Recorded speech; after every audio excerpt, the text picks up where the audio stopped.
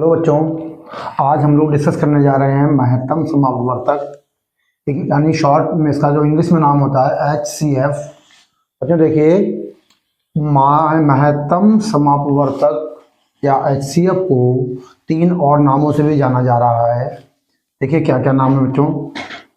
पहला नाम इसमें दिया हुआ है ग्रेटेस्ट कॉमन डिवीज़र, यानी GCD। ठीक है, ये पहला नाम हो गया। इसके बाद ये देखिए दूसरा नाम क्या है, ग्रेटेस्ट कॉमन मेजर, GCM। ठीक है, इसके बाद तीसरा एक और नाम है इसमें बच्चों, हाईएस्ट कॉमन मेजर, यानी HCM। तो HCF के अलावा इसको GCD, GCM और HCM के नाम से भी जानते हैं बच्चों। ठीक है, अब बच्चों देखिए, हमें महत्तम समापवर्तक समझना है। तो इस महत्तम समापवर्तक को समझने के लिए सबसे ज़रूरी जो पहली चीज़ हमें मालूम होनी चाहिए वो होती है अपवर्तक। क्या होती है बच्चों? अपवर्तक।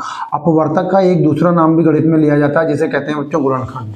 ठीक है, तो अपवर्तक की जो परिभाषा है वो देखिए क्या लिखी हुई है, ध्यान दीजिएगा कि किसी भी संख्या के अपवर्तक उस संख्या के बराबर या उससे छोटे होते हैं। ध्यान दीजिएगा बच्चों कि या तो बराबर होंगे और या उससे छोटे होंगे। ठीक है, तो अब जैसे यहाँ पे मैंने 3 अपवर्तक हमें निकालने हैं। यहाँ पर देखिए कैसे निकालेंगे। 8 के अपवर्तक हमें ज्ञात करने हैं, यानी 8 के गुणनखंड हमें ज्ञात करने हैं। ठीक है, तो 8 के गुणनखंड क्या होंगे, यानी जिससे 8 कट जाए। तो पहला तो हो जाएगा बच्चों 2। देखिए 2 चौक 8 होता है। ठीक है, 2 के बाद देखें क्या होगा, फिर हो जाएगा 4। ठीक, 4 के बाद फिर क्या हो जाएगा बच्चों, ऑटोमेटिकली 8 हो जाएगा। ठीक, अब आप ध्यान से देखिए कि 2 से भी 8 कट जा रहा है, 2 चौक 8, 4 से भी 4 दूनी 8, और खुद 8 से भी 8 एकम 8। अब हम इस परिभाषा को वेरीफाई कर लेते हैं। देखिए कैसे, मैंने क्या कहा था कि किसी भी संख्या के अपवर्तक उस संख्या के बराबर, संख्या मैंने यहाँ पे 8 ली थी बच्चों, अब देखिए उस संख्या के बराबर आ गया। ठीक, ज़्यादा नहीं होगा, बराबर हो जाएगा, और या फिर उससे छोटे होंगे। और 8 से छोटे कौन कौन से होंगे, दोनों अपवर्तक, एक हो गया 2 और दूसरा हो गया 4। तो क्लियर हो गया डेफिनेशन कि किसी भी संख्या के अपवर्तक उस संख्या के या तो बराबर होंगे और या उससे छोटे होंगे। ठीक है, सबसे बड़ी बात ध्यान रखने वाली है बच्चों कि अपवर्तक और गुणनखंड ये दोनों एक ही चीज़ हैं। इसमें किसी भी प्रकार का कोई भी कन्फ्यूज़न आप लोग किसी भी कीमत पर मत रखिएगा। चलिए, इसी तरह से हम लोग निकालते हैं 16 के अपवर्तक। तो 16 के अपवर्तक निकालने के लिए कहाँ से स्टार्ट लेना है, हमें 2 से लेना बच्चों। ठीक, 2 का पाड़ा पड़िए, 16 आ जाएगा, 2 × 16। ठीक है, फिर इसके बाद 4, 4 चौक 16। ठीक, फिर हम 8 पे जाएंगे। ठीक है, 8 दूनी 16, और फिर सीधे इसके बाद 16 एकम 16। तो 16 के अपवर्तक कौन कौन से निकल के आए, 2, 4, 8 और 16। इसी तरह बच्चों देखिए, इसके बाद हमें ज्ञात करने हैं 40 के अपवर्तक। तो 40 के अपवर्तक ज्ञात करने के लिए देखिए मैंने दे रखा है, देखिए 20 की अगर 2 से गुणा करें 40 आ जाता है। ठीक है, 8 पंजे 40 और 10 चौक 40। तो आप ये मान लीजिए जितनी भी यहाँ पे आप संख्याएं आपको दिखाई दे रही हैं, ठीक, कौन कौन सी, 2, 5, 4, 8 और 10, इन्हें सीक्वेंस में लिख दीजिए। 2 के बाद 4, फिर 5, फिर 8 और फिर 10, और यहाँ पे एक संख्या और है 20, और 20 के अलावा एक खुद एक संख्या हो जाएगी बच्चों 40। ठीक है, तो यहाँ से आप नोट कर लीजिएगा। देखिए 2, फिर 4, फिर 5, फिर 8 और फिर 10 और 20, और 20 के बाद ये क्या आ जाएगा, 40 आ जाएगा। तो इस तरीके से आज हमने बच्चों देखिए क्या अपवर्तक के बारे में। अब अपवर्तक के बाद बच्चों एक इसमें शब्द आ रहा है, देखिए समापवर्तक। चलिए समापवर्तक क्या होता है सीखते हैं। अब बच्चों देखिए, मैंने जैसा बताया कि अगर संख्या जैसे यही बने ले ली 8, 16 और 40, तो हमें इसका समापवर्तक निकालना। अभी महत्तम समापवर्तक पे नहीं पहुंचे हैं। ठीक, अभी हम केवल बात कर रहे हैं समापवर्तक की। समापवर्तक निकालने के लिए हमें इन तीनों संख्याओं के अपवर्तक मालूम होने चाहिए, जो कि मैंने भी निकाले थे। 8 के अपवर्तक 2, 4, 8, 16 के 2, 4, 8, 16, और 40 के हो जाएंगे बच्चों 2, 4, 5, 8, 10, 20 और 40। ठीक। अब देखिए यहाँ पर जरा इस शब्द को हम ध्यान से अगर देखें तो समापवर्तक शब्द यहाँ पे लिखा हुआ है बच्चों। क्या दिया हुआ है? समापवर्तक। यहाँ पे थोड़ा हमें हिंदी भाषा में जाना पड़ेगा। समापवर्तक का अगर हम संधि विच्छेद बच्चों कर दें तो सम धन अपवर्तक होता है। क्या होता है? सम धन अपवर्तक। ठीक है। सम माने बच्चों बराबर होता है। क्या होता है? बराबर। ठीक है। तो और अपवर्तक तो आप जान ही रहे हैं। ठीक। तो इन तीनों में ऐसे कौन से अपवर्तक हैं जो सभी जगह मौजूद हैं? ठीक। सबसे पहले आप देखिए ये दो मौजूद है, सभी में मौजूद है। क्लियर। अब देखिए ध्यान से, ये 4 सभी में मौजूद है। ठीक, एकदम क्लियर हो गई बात। और इसके साथ बच्चों देखिए ये 8 भी यहाँ पर तीनों में मौजूद है बच्चों। ठीक। अब क्या करना है, हमें इन तीनों को उतार लेना है। ठीक है। तो तीनों में जो मौजूद है वो समअपवर्तक कहलाएंगे। 2, 4 और 8। ठीक। कहने का मतलब क्या हो गया, 8, 16 और 40 के अगर हम समापवर्तक की बात करें तो कितने आएंगे? 2 आएगा, 4 आएगा, 8 आएगा, जो तीनों संख्याओं में मौजूद है। देखिए 2 यहाँ पर भी है, 2 यहाँ पर भी है, 2 यहाँ पर भी है। 4 तीनों में मौजूद है और 8 तीनों में मौजूद है। बाकी जितने भी अपवर्तक है वो हम छोड़ देंगे। ठीक है। तो हमारे 8, 16 और 40 के समअपवर्तक क्या क्या आ गए? 2, 4 और 8 आ गया। ठीक। अब हम बात करेंगे अपने जो टॉपिक हमारा दिया हुआ महत्तम समअपवर्तक के। बच्चों ध्यान दीजिएगा, अब हमें इन्हीं संख्याओं का महत्तम समअपवर्तक ज्ञात करना है।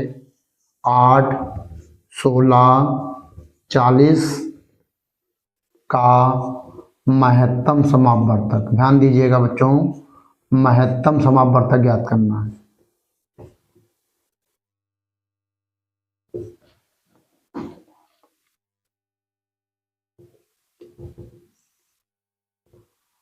अब हम फिर बात करेंगे। देखिए यहाँ पर एक शब्द आया महत्तम। ठीक। महत्तम माने बच्चों सबसे बड़ा होता है। क्या होता है? सबसे बड़ा। ठीक है। सबसे बड़ा। और सबसे बड़ा क्या? समापवर्तक। यानी समापवर्तक में जो सबसे बड़ी संख्या होगी, समापवर्तक में जो सबसे बड़ी संख्या होगी वही आपकी महत्तम समापवर्तक कहलाएगी इन तीनों संख्याओं की। तो जरा ध्यान दीजिएगा, 2, 4 और 8 में सबसे बड़ी संख्या बच्चों कौन सी आएगी? देखिए 8 आ रही है। कौन सी आ रही है? 8। तो 8, ये देखिए महत्तम समापवर्तक कितना हो जाएगा बच्चों? 8, 16 और 40 का महत्तम समापवर्तक कितना हो जाएगा? 8 हो जाएगा। और यही बच्चों क्या आ जाएगा, हमारा आंसर आ जाएगा। ठीक है बच्चों। अब बच्चों देखिए महत्तम समापवर्तक यानी मासा। तो मासा ज्ञात करने के हमारे पास जो विधियाँ हैं बच्चों, गणित में 2 हैं। एक गुणनखंड विधि, दूसरी भाग विधि। तो हम दोनों विधियाँ पे समझेंगे। तो देखिए सवाल एक दिया हुआ है 24, 56 और 96 का मासा ज्ञात कीजिए। तो सबसे पहले जो हमारी विधि हुई है गुणनखंड विधि, इसी से पहले ये सवाल निकालेंगे। देखिए तो 24 के आपको गुणनखंड बच्चों कर देने हैं। ठीक। ऐसे ध्यान दीजिए भाई, 6 और 4 के गुणा कर दें तो 6 चौक 24 आ जाता है। तो आप देख लीजिए यहाँ पे इसको तोड़ दीजिए, 2 3 6 हो जाएगा। तो 2 गुणा 3 ये 6 बन गया। और 4 को तोड़ दीजिए 2 गुणा 2 में। देखिए कितना सरल है। ठीक है। आप इनकी गुणा कर दिए 24 आ जाएगा। ठीक। 2 3 6 और 2 दूनी 4, 6 चौक 24। इसी तरीके से बच्चों ध्यान दीजिए, अब ये 56 है। ठीक। 56 को आप जान ही रहे हैं 8 सती 56 होता है बच्चों। कितना होता है? 8 सती 56। ठीक। तो 8 के टुकड़े हम आसानी से करते थे। सम संख्या है 2 गुणा 2 गुणा 2, 2 दूनी 4 दूनी 8 और 8 सती 56। इसी तरीके से 96 बच्चों ध्यान दीजिए, 16 और 6, 16 छके 96 होता है बच्चों। तो 16 के अगर हम टुकड़े करें, देखिए गुणनखंड 2 दूनी 4 दूनी 8 दूनी 16। देखिए यहाँ तक हम पहुँच चुके हैं। अब यहाँ पे 6 यानी 2 और 3 और कर दीजिए, 2 3 6 हो जाएगा। ठीक है। अब हमें इसका मासा ज्ञात करना है। देखिए भाई हमने क्या कहा, मासा। ठीक, अब जरा ध्यान दीजिए, 24, 56 और 96 का मासा। ठीक है,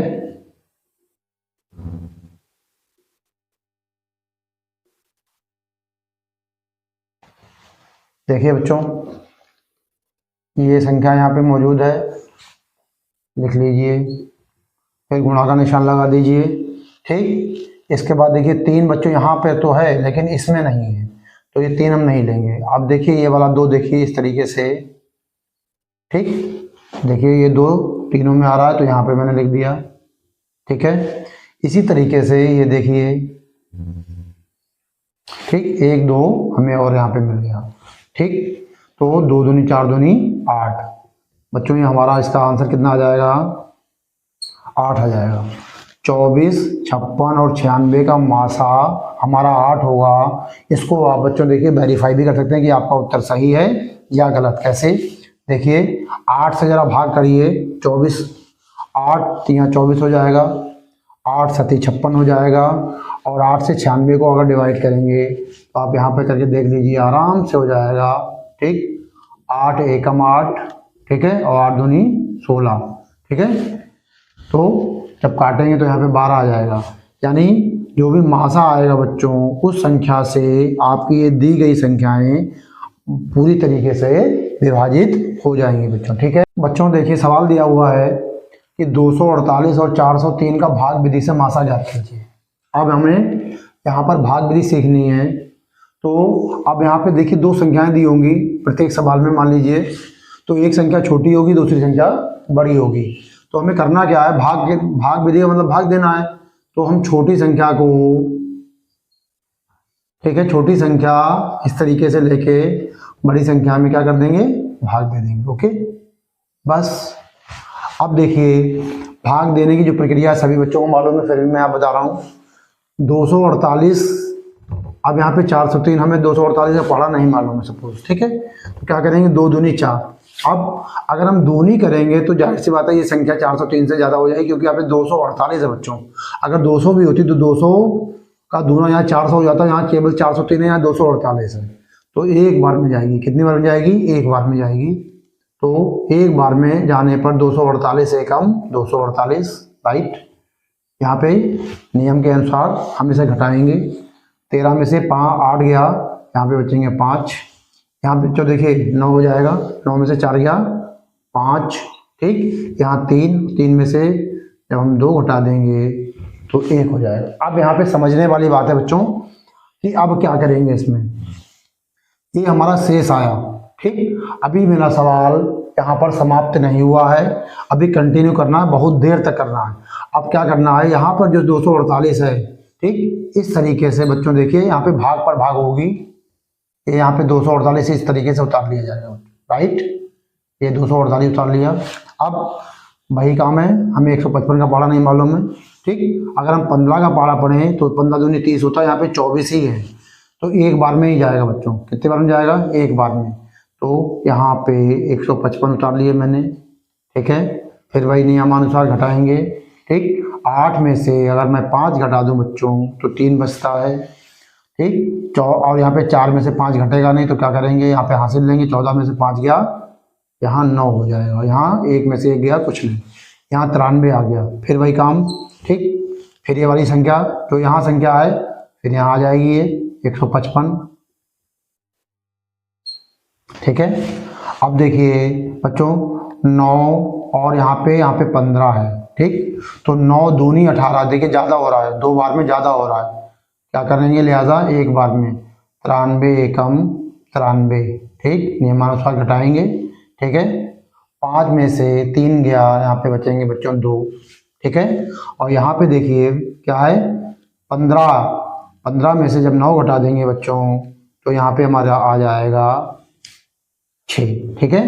अब 62 आ गया, फिर यहाँ पे 93 ले लेंगे। हर बार में संख्या हमारी यहाँ पे इस तरीके से उतरती चली जाएगी, ध्यान दीजिएगा। 248 यहाँ थी, फिर यहाँ आ गई, 155 यहाँ थी, यहाँ आ गई, 93 यहाँ थी, यहाँ आ गई, ठीक है। अब 62 का भी भाई देखिए हाल है बच्चों कि ये दूनी बार में ज़्यादा हो जाएगा, एक बार में ही करेंगे। तो 62 एकम 62, ठीक है, हटा देंगे। 3 में से 2 गया तो 1 बचेगा बच्चों, और यहाँ पे 9 में से जब हम 6 घटाएंगे तो क्या आ जाएगा, 3 आ जाएगा। ठीक, अब 62 यहाँ पे उतार लेंगे, ठीक है। अब ध्यान दीजिएगा बच्चों, हम लोग जानते हैं 31 की अगर हम 2 से गुणा करते हैं 62 आ जाता है बच्चों। ठीक, तो यहाँ 2 लिख दीजिए, 2 एकम 2 और 2 तियाँ 6, तो देखिए 62 आ गया और यहाँ पर कुछ भी नहीं बचा। तो हमें क्या करना, जब तक हमारा शेषफल शून्य नहीं आ जाता, जब तक इस तरीके से बच्चों ये भाग चलेगी, और हमारा जो आंसर आएगा बच्चों वो ये नहीं आएगा। ध्यान दीजिएगा, आंसर हमारी जो संख्या होगी आंसर वाली वो ये होगी। तो 248 और 403 का जो मासा आएगा बच्चों वो आप लिखेंगे 31। क्या लिखेंगे, 248 और 403 का मासा, ठीक है, कितना आया बच्चों, 31। ठीक है बच्चों, इसी तरीके से बच्चों आप बहुत सारे सवाल कर सकते हैं, प्रैक्टिस करिएगा। क्योंकि अब बच्चों देखिए बहुत ही जरूरी सूत्र है कि हमें भिन्नों का लासा या मासा ज्ञात करना है। तो भिन्नों का लासा या मासा ज्ञात करने के लिए हमें लासा भी मालूम होना चाहिए, लासा का क्या नियम वो भी मालूम होना चाहिए, और मासा का क्या नियम वो भी मालूम होना चाहिए, तभी हम भिन्नों का लासा या मासा ज्ञात कर पाएंगे। ठीक है, तो पहला सूत्र है बच्चों भिन्नों का लासा ज्ञात करने का। ध्यान दीजिएगा कि भिन्नों का अगर लासा ज्ञात करना है, एक से अधिक भिन्न है, 2 या 2 से अधिक हैं, उस स्थिति में उसका लासा अगर ज्ञात करना तो उसको क्या सूत्र होता है बच्चों, अंशों का लासा ले लेंगे और बटे हरों का मासा ले लेंगे। ध्यान दीजिएगा, लासा ज्ञात करना है तो लासा हमेशा ऊपर आएगा, ये ध्यान दीजिएगा। ठीक, आपको रटने की कोई जरूरत नहीं पड़ेगी। ठीक है, और यदि भिन्नों का लाभ मासा ज्ञात करना है बच्चों, देखिए यहाँ पे मासा ज्ञात करना है, क्या ज्ञात करना है, मासा, तो जो ज्ञात करना होगा वो ऊपर ही रहेगा।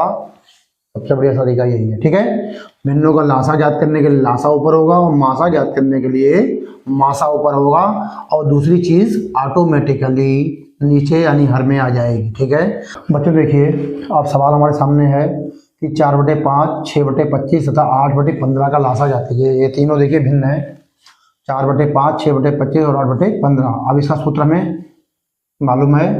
देखिए क्या करेंगे, तो लासा अगर ज्ञात करना है इन तीनों का, तो ज्ञात करने के लिए लिख दीजिए आप चाहें तो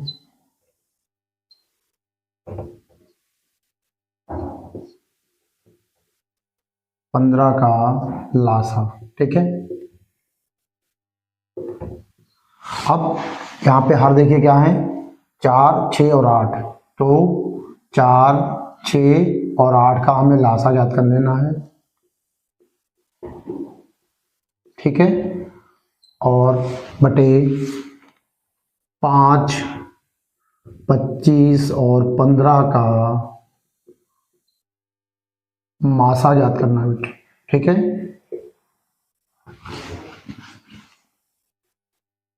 4, 6 और 8 का लासा बच्चों आप चाहें तो यहाँ पे इस विधि का इस्तेमाल कर सकते हैं।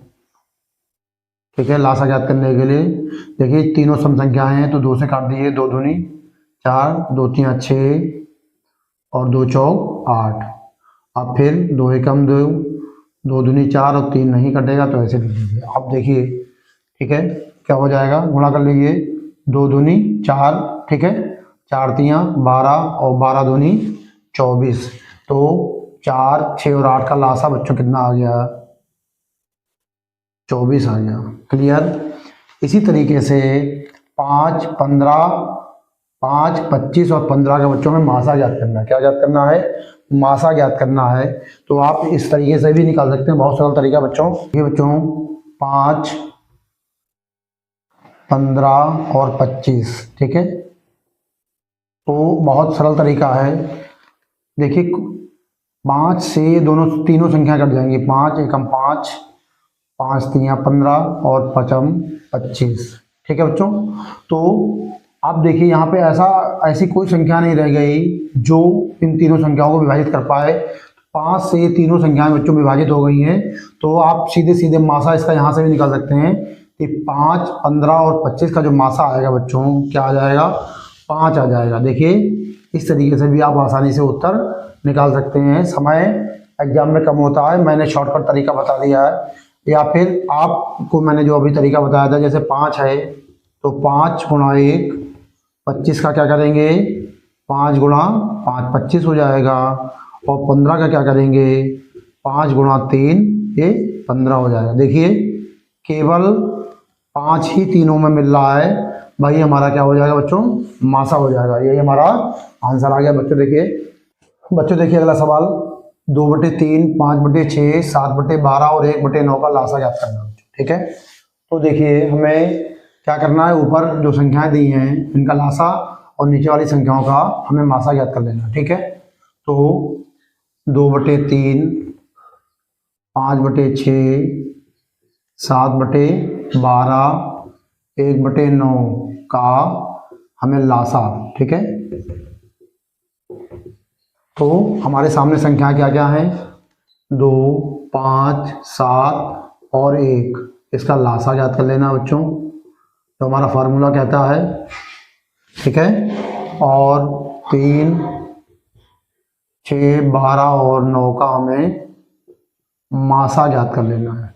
ठीक है, तो अब ध्यान से देखिए बच्चों कि 2, 5, 7 ये सब अभाज्य संख्याएं हैं। ठीक है, और अगर अभाज्य संख्याएं हो और उनका लासा ज्ञात करना तो आप सीधे सीधे गुणा कर दीजिए, 5 दूनी 10 और 10 सती 70 और 70 एकम 70। तो इन संख्याओं का जो लासा आएगा बच्चों ऑटोमेटिकली 70 आ जाएगा। अब यहाँ पे देखिए 3, 6, 12 और 9 का हमें मासा ज्ञात करना है। तो जरा ध्यान दीजिए ऐसी कौन सी संख्या है जिससे ये सारी संख्या विभाजित हो जाए। देखिए 3 एकमात्र ऐसी संख्या जिसे सभी विभाजित हो जाएंगे, 3 एकम 3, 3 दूनी 6, 3 चौक 12, 3 तियां 9।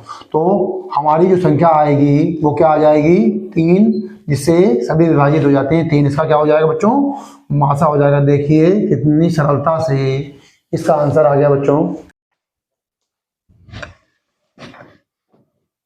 अब बच्चों देखिए हमारे पास अगला सवाल जो है भिन्नों पर है, लेकिन हमें मासा याद करना है। क्या याद करना है, मासा। 4/5, 8/15 और 2/25 का मासा याद करना है।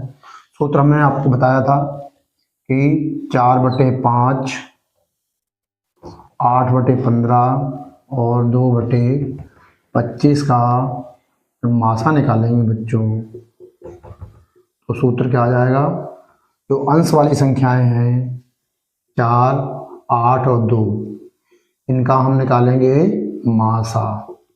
ठीक है, जो चीज़ निकालनी है वही चीज़ हमें अंश में रखनी है। ठीक है, और नीचे 5, 15 और 25 का क्या निकालना पड़ेगा, हमें लासा ज्ञात करना पड़ेगा। ठीक है, अब ध्यान दीजिए बच्चों। तो देखिए अब यहाँ पर जैसे हमें 4, 8 और 2 का मासा ज्ञात करना है, तो सबसे बढ़िया जो ट्रिक मैंने बताई है, इनमें ऐसी कौन सी संख्या है जो तीनों संख्याओं को पूरी तरीके से काट दे या विभाजित कर दे। देखिए 2 से 2 भी विभाजित हो जाएगी, 2 एकम 2, 8 भी हो जाएगी, 2 चौक 8 और 2 दूनी 4 भी हो जाएगी। तो हमारा जो मासा आएगा बच्चों क्या आ जाएगा, 2 आ जाएगा। ठीक है, 5, 15 और 25 का लासा ज्ञात करने के लिए आप गुणनखंड विधि का प्रयोग कर सकते हैं बच्चों। यहाँ पर 5, 15 और 25, देखिए ध्यान से, 5 एकम 5, 5 तियां 15 और 5m 25।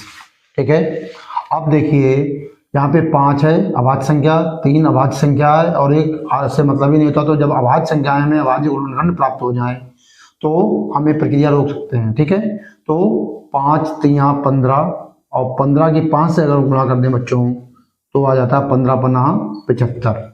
बच्चों देखिए बहुत ही आसानी से ये इसका आंसर आ गया है 2। अब बच्चों देखें अगला सवाल, 3/7, 4/21, 12/35 और 1/14 का हमें मासा ज्ञात करना है।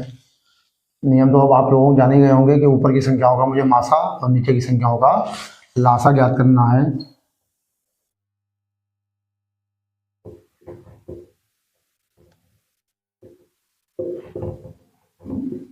ठीक है, तो 3, 4, 12 और 1 का हमें क्या ज्ञात करना है बच्चों, मासा। ठीक है, बटे 7, 21, 35 और 14 का हमें ज्ञात करना है क्या, लासा। ठीक है, तो अब ध्यान दीजिएगा बच्चों, यहाँ पर 3 है, यहाँ 4 है, यहाँ 12 है, यहाँ पर 1 है। ठीक, अब हमें मासा ज्ञात करना है, तो ऐसी संख्या मुझे बताएं कि जिससे सारी संख्याएं विभाजित हो जाएं। देखिए 3 अभाज्य संख्या है, ध्यान दीजिएगा। 3 एक अभाज्य संख्या है जो सिर्फ और सिर्फ 3 से विभाजित होती है और किसी से नहीं होती है। तो ऑटोमेटिकली देखिए यहाँ पर 1 है, 1 से सारी संख्याएं विभाजित हो जाएंगी। 1 से 12 भी हो जाएगी, 4 भी हो जाएगी और 3 भी हो जाएगी। तो बच्चों हमारा जो मासा आ जाएगा 3, 4, 12 और 1 का, वो क्या आ जाएगा, 1 आ जाएगा, क्योंकि यहाँ पर और ऐसी कोई संख्या नहीं है जिससे ये सारी से सारी संख्याएं विभाजित हो जाएं। ध्यान दीजिएगा, मैं बार बार कह रहा हूँ, विभाजित हो जाएं। ऐसी कोई संख्या नहीं है जिससे ये सारी संख्याएं एक साथ विभाजित हो जाएं। तो मात्र एक संख्या ऐसी है जिससे ये सभी विभाजित हो जाएंगे। अगर ऐसा कोई भी सवाल आए जिसमें कोई भी ऐसा पहाड़ा आपको दिखाई ना दे, तो समझ लीजिए उसका मासा ऑटोमेटिकली क्या हो जाएगा बच्चों, 1 हो जाएगा। ये सारी संख्याएं 7 से कट जाएंगी। ठीक है, 7 एकम 7, 7 तिया 21, 7 पंजे 35 और 7 दूनी 14। अब जरा ध्यान दीजिए बच्चों, यहाँ पे 3, 5 और 2 ये सारी अभाज्य संख्याएं हैं। ठीक है, अब अभाज्य संख्याओं पर हमें प्रक्रिया छोड़ देते हैं। 5 दूनी यहाँ पे कितना हो गया, 10, और 7 के अगर हम 3 से गुणा कर दें बच्चों, 21 बन जाता है। 21 और 10 की देखिए इस तरीके से गुणा करिए तो आपका समय बहुत बच जाएगा। 21 और 10 की जब गुणा करेंगे तो बच्चों सीधे सीधे 210 आ जाएगा, और यही हमारा बच्चों क्या आ जाएगा।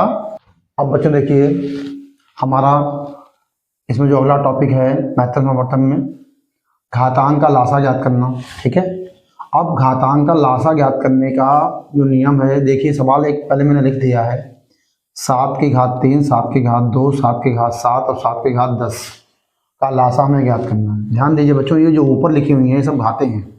ठीक है, ये 3, 2, 7 और ये 10, ये क्या है, ये घातें हैं। और ये जो नीचे वाली संख्या बच्चों है इसे आधार कहते हैं। क्या कहते हैं, आधार।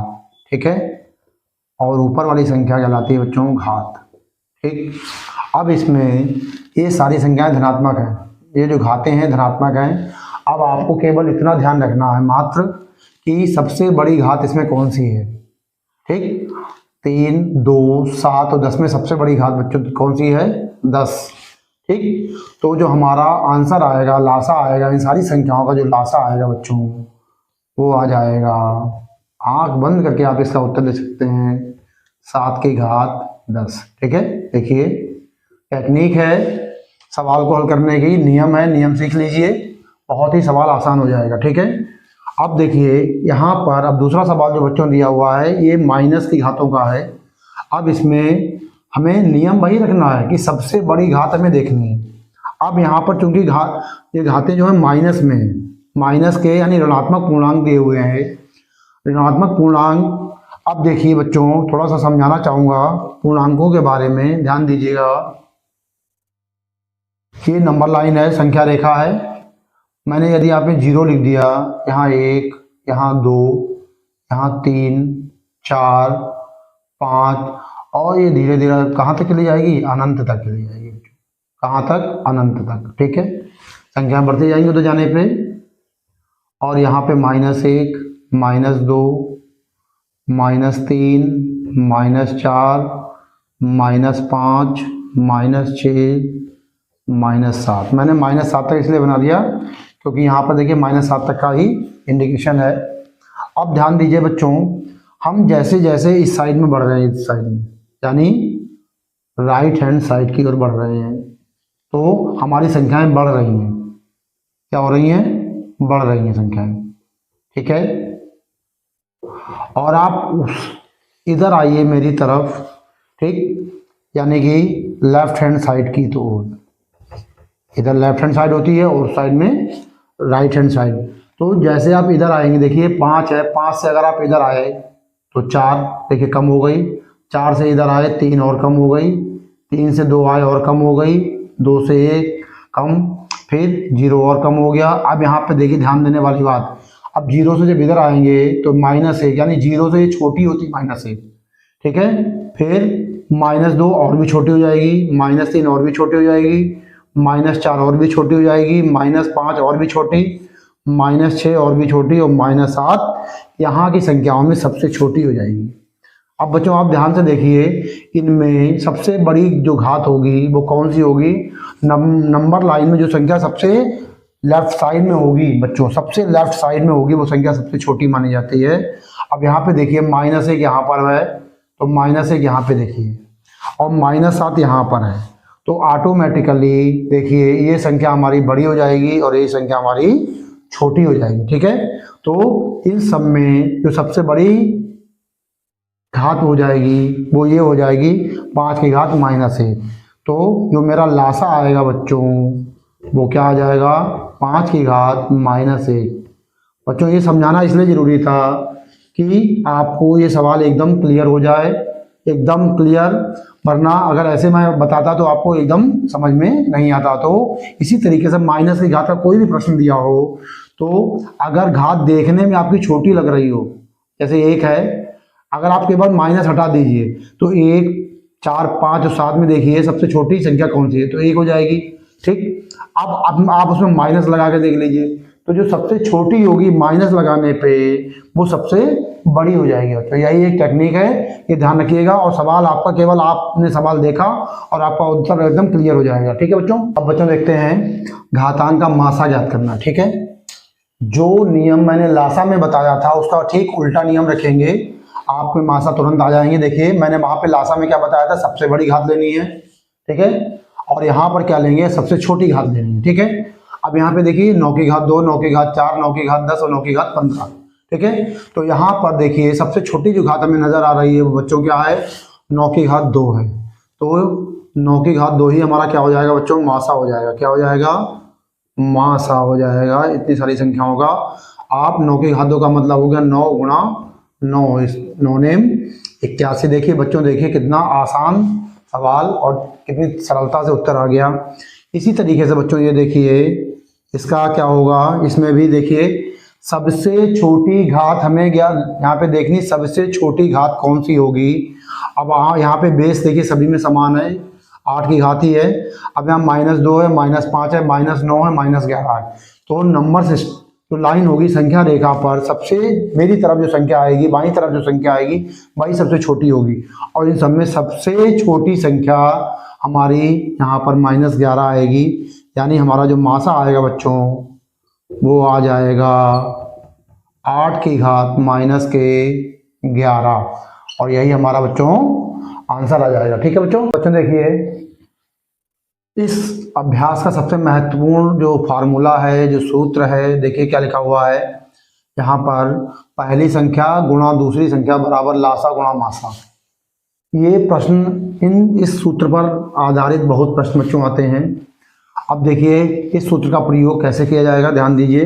प्रश्न है कि दो संख्याएं 36 और 54 का मासा 9 है, तो उन संख्याओं का लासा ज्ञात कीजिए। देखिए एक संख्या 36 है, दूसरी 54 है, तो पहली संख्या गुणा दूसरी संख्या। आप चाहें तो लिख सकते हैं, लेकिन एग्जाम में टाइमिंग मैनेजमेंट बहुत जरूरी है, आपको ध्यान रखना है। तो आप चाहें तो ऐसे भी लिख सकते हैं। देखिए पहली संख्या 36 है तो 36 लिख दिया मैंने यहाँ पर, ठीक, फिर गुणा का चिन्ह, और दूसरी संख्या यहाँ पे 54 है तो यहाँ पे ऐसे लिख दिया। देखिए पहली संख्या यहाँ लिख दी, दूसरी संख्या यहाँ लिख दी, ठीक है, बराबर। अब कह रहे हैं लासा गुणा मासा, तो हमें लासा ज्ञात करना है, तो लासा आप ऐसे लासा लिख दीजिए, गुणा मासा हमें पता है बच्चों, मासा कितना है? 9 है। तो जो चीज़ मुझे ज्ञात करनी होती है वो देखिए पूरी की पूरी साइड आप ऐसे भी लिख सकते हैं या करके बच्चों, लासा, ठीक है, गुणा 9 बराबर, अब ये पूरी संख्या इधर ले सकते हैं 36 गुणा 54, ठीक है। अब इस 54 को मुझे उस साइड में भेजना, पक्षांतर करना है, तो क्या होगा बच्चों? देखिए ध्यान से, यहाँ पर 9 क्या कर रहा है? गुणा कर रहा है। पक्षांतर के बाद उधर जाकर ये संख्या भाग करेगी जाके, ठीक है, बटे में चली जाएगी इस तरीके से, ठीक है।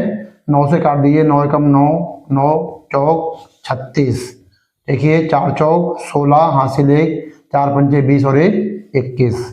तो हमारा बच्चों जो आंसर आ जाएगा, क्या आ जाएगा? 216। यानी बच्चों आज हमने जो टॉपिक डिस्कस किए, जो क्वेश्चन किए, वो आपको समझ में आए होंगे। अगले टॉपिक में फिर मिलते हैं, तब तक के लिए बाय बाय।